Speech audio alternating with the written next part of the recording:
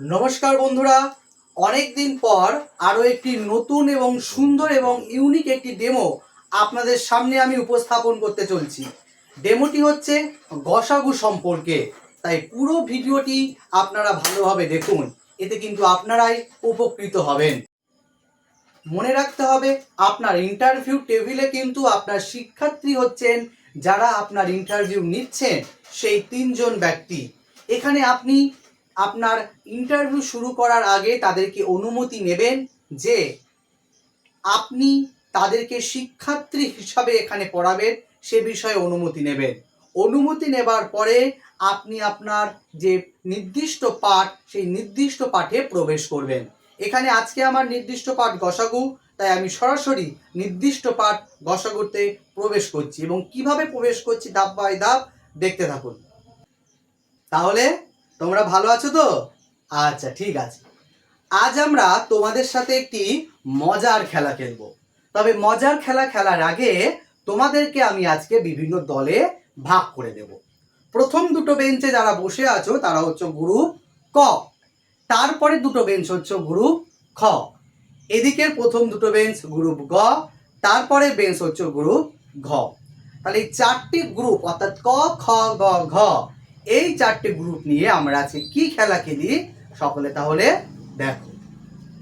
ধরো গ্রুপ ক, গ্রুপ ককে আমি চারটে বল দিলাম। কটা বল দিলাম গ্রুপ ক তোমাদেরকে? চারটে বল। এবার গ্রুপ ক তোমরা বলো, এই চারটে বল তুমি, চারটে বল আঁকি আমি,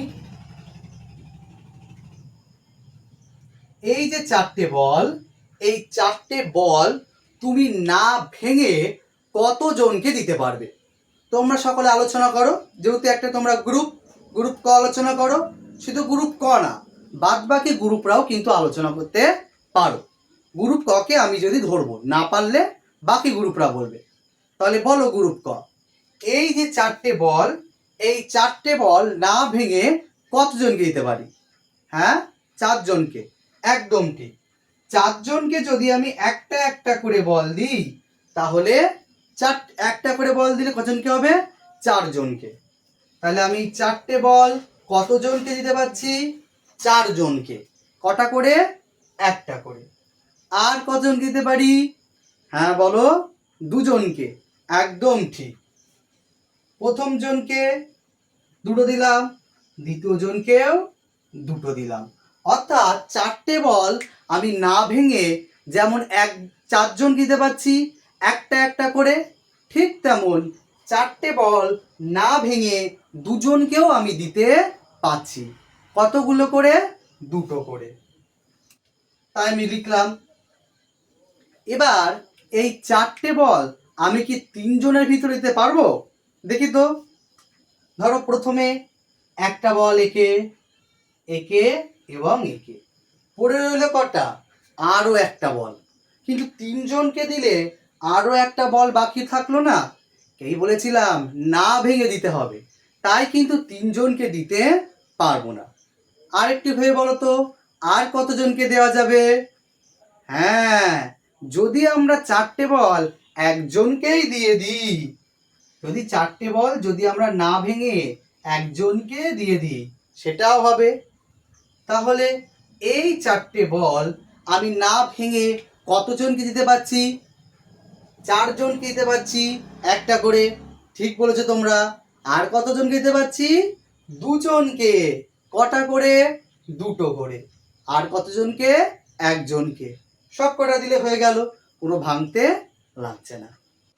এবার গ্রুপ খকে আমি ছটা বল দিলাম। তাহলে গ্রুপ খ বলো, কটা বল? ছটা। একটা, দুটো, তিনটে, চারটে, পাঁচটা, ছটা। কটা বল দিলাম? ছটা। তাহলে গ্রুপ খ বলো, এবার এই ছটা বল আমরা না ভেঙে কতজনকে দেব? হ্যাঁ, আলোচনা করো। হ্যাঁ, ঠিক বলেছ। তাহলে ছটা বল প্রথমে আমরা ছজনকে দেব। তাহলে ছজনকে দিলে কটা, প্রত্যেকে কটা করে পাবে? হ্যাঁ, একটা করে পাবে। তাহলে 6 জনকে যদি আমি বল দিই তাহলে প্রত্যেক কটা করে পাবে? একটা করে। তাহলে কজনকে বল দিতে পারছি? 6 জনকে। 6 লিখলাম। এবার গ্রুপ গ বলো, আর কতজনকে দিতে পারি? হ্যাঁ ঠিক বলেছ, একজনকে দিতে পারি। একজনকে না ভেঙে সম্পূর্ণ 6টা বল আমরা দিতে পারি। খুব ভালো। গ্রুপ ঘ বলো, আর কতজনকে আমরা দিতে পারি? কতজনকে?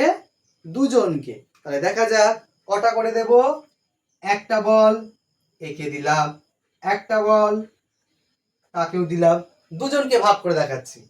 এই বলটা একে দিলাম, এই বলটা একে, এই বলটা একে, এই বলটা একে। তাহলে 2 জনকে যখন আমরা দিচ্ছি না ভেঙে সমান ভাগে 3 জনকে দিতে পারছি, তাহলে 2ও হবে, কারণ 2 জনকে আমরা সমান ভাগে 3টে করে দিতে পারছি, তাহলে 2 জনকেও দিতে পারছি। আর কেউ কি বলতে পারবে আর কতজনকে না ভেঙে সমানভাবে দিতে পারবো আমরা? কোনো গ্রুপ? গ্রুপ খ কিছু বলবে? হ্যাঁ গ্রুপ খ বলো, কতজনকে? হ্যাঁ 3 জনকে। যদি আমরা 3 জনকে দুটো দুটো করে বল দিই, তাহলে 3 জনকে দুটো দুটো করে বল দিই, তাহলে কটা বল হয়ে গেল? 6টা বল। না ভেঙে আমি 3 জনকে দুটো করে বল দিয়ে দিলাম। তাই এখানে লিখলাম কত? 3। তাই 6টা বল না ভেঙে কতজন দিতে পারলাম? 6 জনকে, 1 জনকে, 2 জনকে আর 3 জনকে। ঠিক আছে? তাহলে এবার দেখো, তাহলে আমি কি পেলাম? 4টে বল 4 জনকে দিতে পারছি, 2 জনকে, 1 জনকে না ভেঙে। 6টা বল 1 জনকে, 6 জনকে, 2 জনকে, 3 জনকে দিতে পারছি, তাই তো? তাহলে এই যে সংখ্যাগুলো বেরোলো, এই সংখ্যার সাপেক্ষে এর তো একটা নাম থাকা দরকার। সবার তো নাম আছে, এরও তো নাম থাকা দরকার। তা এর নামটা কি?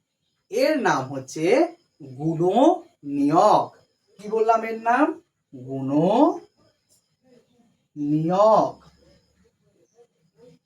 এবারে দেখো 4 আর 6-এর মধ্যে কিছু সাধারণ গুণনীয়ক আছে। সাধারণ মানে দুটোর ভিতরেই সেম আছে। কি কি? দেখো 4-এরও ভিতরে 1 আছে গুণনীয়ক, 6-এর ভিতরেও 1 আছে। আর কি আছে? 4-এর ভিতরেও 2 আছে, আবার 6-এর ভিতরেও 2 আছে। তাহলে 4 আর 6-এর সাধারণ গুণনীয়ক কি পেলাম?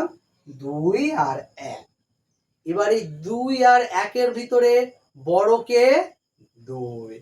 আচ্ছা বড়কে আমরা আর কি নামে ডাকতে পারি? হ্যাঁ বলো, বৃহত্তম। একদম ঠিক। বৃহত্তম ছাড়াও আর একটা নামে ডাকতে পারি, সেটা হচ্ছে গরিষ্ঠ। তাহলে গরিষ্ঠ বলতে পারি। তাহলে 2 কি? 4-এর ভিতরেও 2 সাধারণ গুণনীয়ক আছে, 6-এর ভিতরেও আছে, এবং 2 কি? সাধারণ গুণনীয়কের ভিতরে 2টা বড়। বড় মানে কি বললাম? গরিষ্ঠ। তাহলে 2টা কি আসলো? গরিষ্ঠ সাধারণ গুণনীয়ক। তাই লিখি আমরা গরিষ্ঠ সাধারণ গুণনীয়ক। তাহলে গরিষ্ঠ সাধারণ গুণনীয়ক। গরিষ্ঠ মানে বড়, এটা শর্টে কি লিখতে পারি? গরিষ্ঠর বদলে গ, সাধারণের বদলে প্রথমটা নিয়ে সা, আর গুণনীয়কের গু।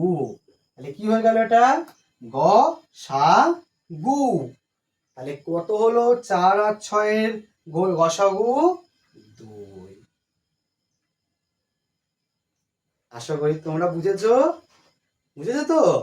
আচ্ছা ঠিক আছে। এবার আসি, আপনি যদি গসাগু সম্পর্কিত বিষয় ডেমো হিসাবে উপস্থাপন করেন, তাহলে আপনি কি কি কাউন্টার প্রশ্নের সম্মুখীন অবশ্যই হবেন। আপনাকে জেনে যেতে হবে গসাগু এবং লসাগুর সম্পূর্ণ নাম, দুটি মৌলিক সংখ্যার গসাগু কত হয় এবং কেন হয়, এটি কিন্তু আপনার বোর্ডে ব্যাখ্যা করতে হতে পারে। এলসিএম, এলসিএম এর পুরো নাম কি এটা কিন্তু আপনার জেনে যেতে অবশ্যই হবে।